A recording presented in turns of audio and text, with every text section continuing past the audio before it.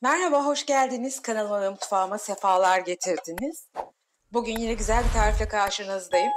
Malum et çok pahalandı ve aynı zamanda çoğu insan artık et sevmiyor. Ama et gibi etin yerini tutabilecek yemekler yapabiliyoruz. İşte onlardan bir tanesi bu patlıcanla yapılan patlıcan kokoreci. Yaklaşık 4 kişilik yapacağım. 4 kişilik için 3 adet patlıcan kullanıyorum. Patlıcanımın hemen dışlarını pijamalı olarak soydum. Ama önce çok güzel yıkadım patlıcanımı. Çünkü patlıcanı şimdi tuzlu suda bekletmeyeceğim. Bunları ince ince şu incelikte kestim.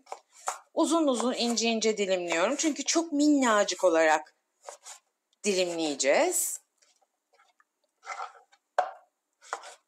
Kokorece benzeyeceği için çok ufak bir şekilde gördüğünüz gibi doğruyoruz.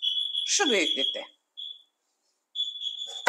Çok da eriyecek kadar ufaltmadan, gene biraz dişe gelecek kadar su değdirmeyeceğiz. Tekrar suyu çektirmeyeceğiz ki biraz böyle kokoreci andırsın. Patlıcanlarımızı doğradıktan sonra bir adet kapya biberimizi, bir adet de yeşil köy biberimizi doğrayacağız. Doğramayı göstermek istiyorum çünkü bunları da çok minnacık minnacık şu incelikte doğrayacağız. Çok ufak olması önemli. İstanbul usulü kokoreç yiyenler bilecek. İçlerinde minicik minicik yeşil biberler, kırmızı biberler. İşte onun gibi yapacağımız için ufacık doğramamız lazım. Yeşil biberlerimizi de aynı minnacıklıkta doğruyorum. Gördüğünüz gibi. Çok ufacık. 3 diş sarımsağım var. Üzerlerine vuruyorum. Ve bunları da minik olarak doğruyorum. Şimdi bir adet domatesim var. Domatesimi de küçük doğrayacağım ama şu içlerindeki çekirdekleri alıyorum ki yemeğimi sulandırmasın. Bu çekirdekli bölümler suludur. Zaten bu domatesim şişe domates. Az sulu, bol etli ama yine de bu çekirdekleri çıkarmakta fayda var. O zaman daha lezzetli, daha kıvamlı bir yemek oluyor. Hemen minik minik bunları da doğruyorum.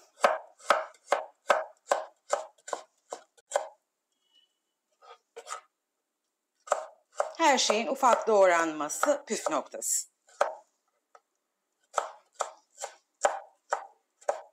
Geldik ocağımızın başına. Şimdi ocağımıza bir 3-4 yemek kaşığı kadar zeytinyağı alıyoruz.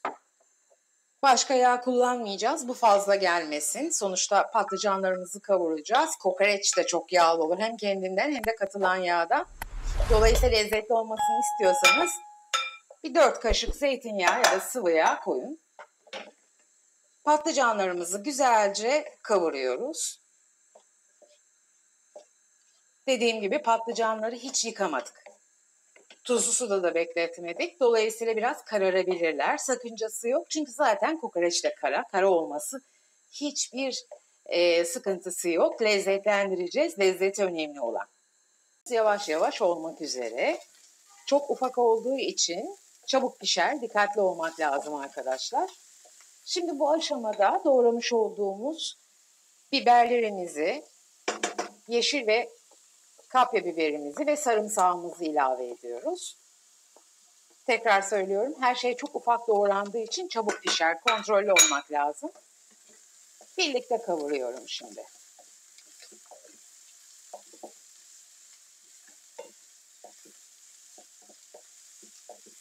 Sürekli karıştırmak da önemli. Yanmasın. 5 dakikaya yakın biberlerimle birlikte de kavurdum. İşin içine biber ve sarımsak girdiği zaman inanılmaz bir koku oluştu. Burada olup bu kokuyu duymalıydınız. Şimdi hemen bu doğradığımız minicik domateslerimizi ilave ediyoruz. Ve Baharatlandıracağız, lezzetlensin. 1 çay kaşığı kadar kaya tuzum var. 1 tatlı kaşığı kekik. Kokoreçin ve bu tarz yemeklerin olmazsa olmazı bence. 1 tatlı kaşığı pul biber. 1 tatlı kaşığı da kırmızı toz biber, paprikamızı koyduktan sonra azıcık da şöyle daha sert kokulu ve aromatik olsun diye karabiberimi çekme olarak çekiyorum. Ve güzelce hepsini harmanlayıp kavurmaya devam ediyorum.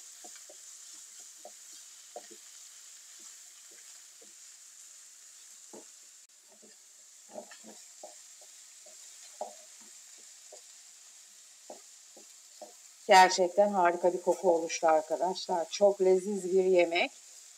Yeme de yanında yat. Zaten patlıcanın her şekilde biberle, sarımsakla buluşması muhteşem bir lezzet oluşturuyor. Ama bu şekilde baharatlandırınca da gerçekten kokoreçi andırıyor biliyor musunuz arkadaşlar? Ya da minik et kavurmaları gibi. Malum zamanımızda şimdi et almak çok güçleşti maalesef. Umarım bir an evvel ekonomimiz düzelir ve hepimize Allah yardım etsin. Aynı zamanda et yemeyenler de var. Alın size vegan, vejeteryan kokoreç oldu. Mutlaka denemenizi tavsiye ediyorum.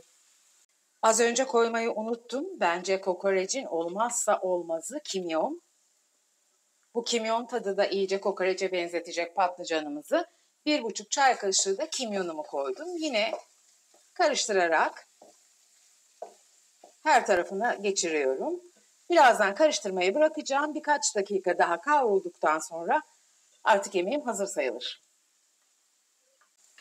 Evet, harika patlıcan kokorecimiz hazır arkadaşlar. Kokuyu duymanız lazım ama görüntünün de güzelliğinden anlayabilirsiniz az çok.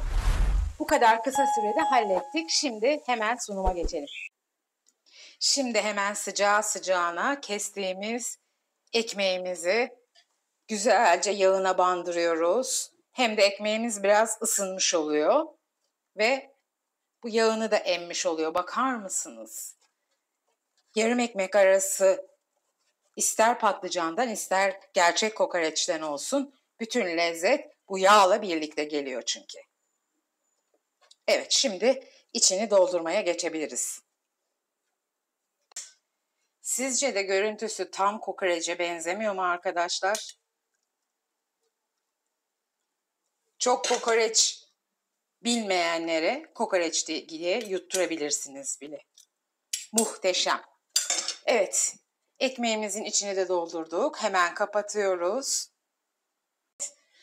Patlıcan kokorecimizi hazırlamak bu kadar kolay ve çabuktu arkadaşlar. Gördüğünüz gibi 2 şekilde sunum yaptım. Bir ekmek arası kokoreç, bir de isteyenlere porsiyon olarak kokoreç.